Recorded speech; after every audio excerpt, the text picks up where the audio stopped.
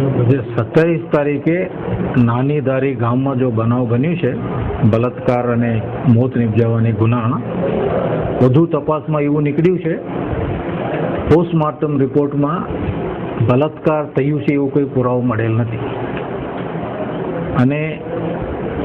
વધુ તપાસમાં જે ફરિયાદી છે બિપિનભાઈ કિશોરભાઈ તેરૈયા,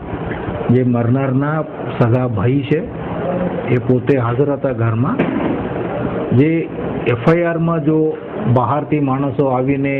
જે બળાત્કાર કરાવો એમાંથી કંઈ પુરાવો મળ્યા નથી, પણ પોતે આજે વધુ પૂછપરછમાં એ કબૂલ્યા છે તે એમની કંઈ ચેતવણી આપ્યા હશે, પણ એ વાત માનતી નથી. એના માટે પોતાના પરિવારને અને સમાજમાં એક ખૂબ ખરાબ નામ મેળવે છે એનામાં ગુસ્સા થઈ પોતાની